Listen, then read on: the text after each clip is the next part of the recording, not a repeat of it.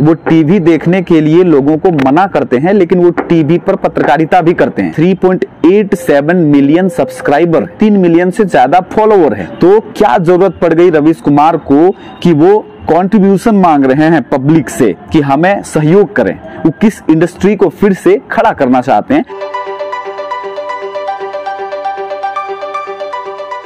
जी नमस्कार, आप देख रहे हैं रिपोर्टर पोस्ट और मैं हूं रवि भास्कर। और आज के पड़ताल में हैं रवीश कुमार, जो कि एनडीटीवी से इस्तीफा दे चुके हैं। आज उनका एक शॉर्ट वीडियो वायरल हुआ था, जो उनके ही official Facebook page Ravish Kumar official पर आया, जहां पर वो अपने चहेतों से या सोशल मीडिया के दुनिया से ये रिक्वेस्ट कर रहे थे कि इस दुनिया में कदम रखने से पहले मैं चाहता हूं कि आप हमको सपोर्ट करें, आप सब्सक्राइबर बने और वहां पर अपनी योगदान दें। क्योंकि आपको पता है कि सोशल मीडिया में चल रहे ये प्लेटफॉर्म, ये एप्स जो प्रोवाइड करवाते हैं हम लोग को इन्फॉर्मेशन, वहां पर सब्सक्राइब के बाद एक ऐसा ऑप्शन आता है जहां पर आप सब्सक्रिप्शन लेकर के उनके चैनल का या फिर उनके प्रोग्राम का हिस्सा बन सकते हैं।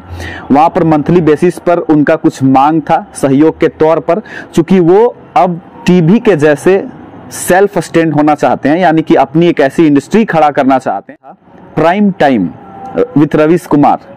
और इस कार्यक्रम के तहत उन्होंने सैकड़ों ऐसे प्रोग्राम दिए जिनमें उनको ट्रोल भी होना पड़ा, या फिर यूं कहें कि भारत के एक तबके ने उनको बहुत और बेशुमार प्यार भी दिया। तो उस विचारधारा को यहाँ पर कंटिन्यू करने के लिए वो आज YouTube और Facebook के दुनिया में आना चाहते हैं, जो अपने दर्शकों को, अपने पाठकों को, अपने चहेतों को आमंत्रित कर रहे हैं कि भाई हमें मदद की जरूरत है। लेकिन पड़ताल में बात इसकी की जाएगी, YouTube में आज 10,000, 15,000, 20,000, तकरीबन 1 लाख और 2 लाख सब्सक्राइबर होने मात्र से लोग व्यूज को बटोरते हैं और वहां पर इनकम भी करते हैं।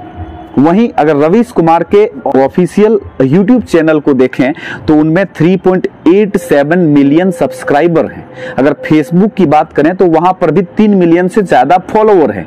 तो क्या जरूरत पड़ गई रवीश कुमार को कि वो कंट्रीब्यूशन मांग रहे हैं पब्लिक से कि हमें सहयोग करें। वो किस इंडस्ट्री को फिर से खड़ा करना चाहते हैं, ये सोचने वाली विषय है। जी अब बात करेंगे रवीश कुमार के निजी जिंदगी से कुछ जुड़ी हुई सवाल, जो शायद लोगों को रोचकता के साथ जाननी चाहिए। शायद लोग बहुत इच्छुक भी हैं कि जाने कि कैसे उन्होंने अपने दौर को शुरू किया। अब भारतीय पत्रकारिता के दौर में एक बड़े नाम, एक बड़े फेम हैं और उनको आज मदद मांगनी पड़ रही है लोगों से।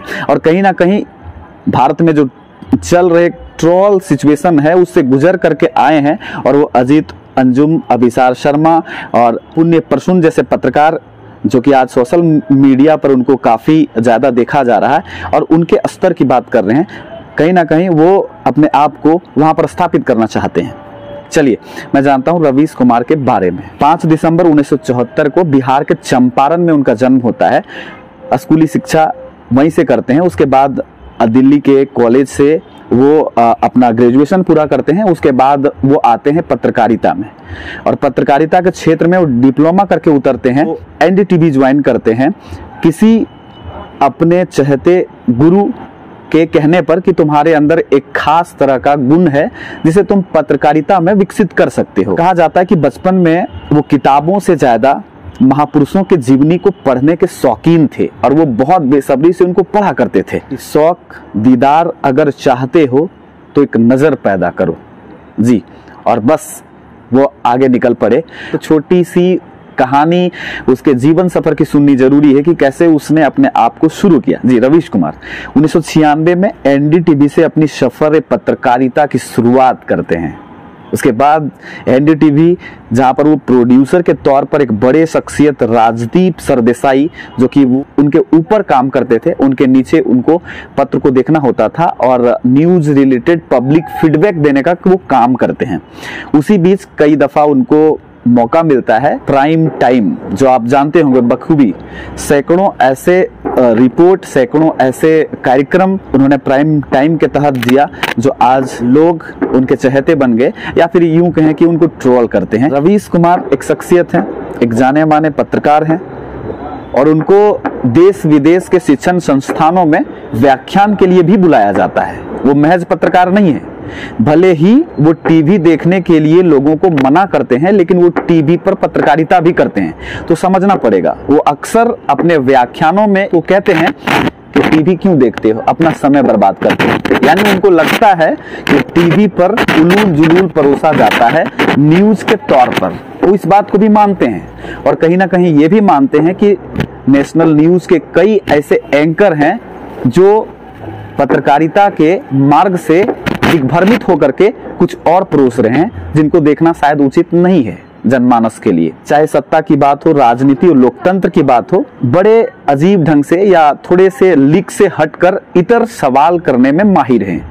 या जन आकांक्षा की बात हो या युवाओं और स्टूडेंटों की बात हो, वो उनको अलग तरीके से रिप्रेजेंट करते हैं।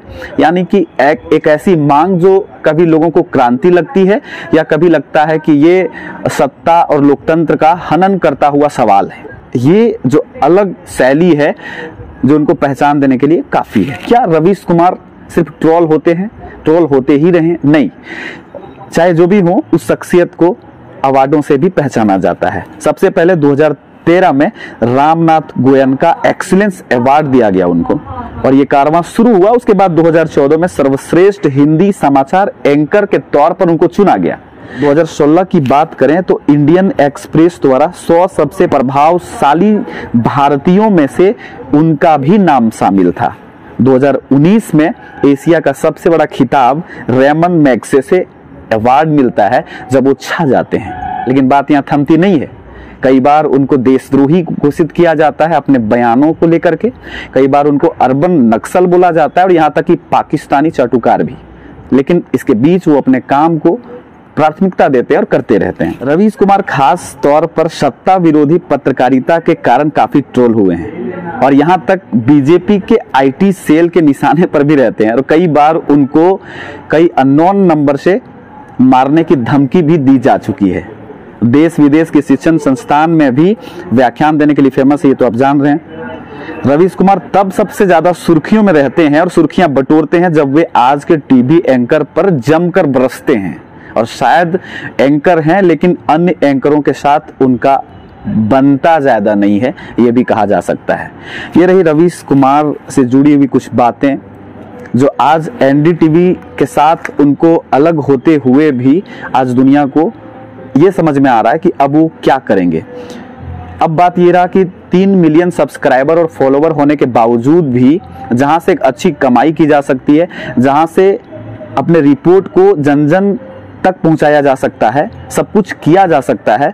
और रवीश कुमार बोलने में माहिर हैं, उनका वाक्पटुता कमाल का है। उसके बावजूद भी वो कैसा सेटअप चाहते हैं जो लोगों को रिक्वेस्ट कर रहे हैं कि मुझे कंट्रीब्यूशन की जरूरत है। अब जवाब आप पर छोड़ते हैं, अपनी प्रतिक्रिया दें, बने रहें। आगे भी पड़ताल में किसी और शख्सियत को लाया जाएगा। रिपोर्टर पोस्ट देख रहे हैं आप, मेरा नाम रवि भास्कर।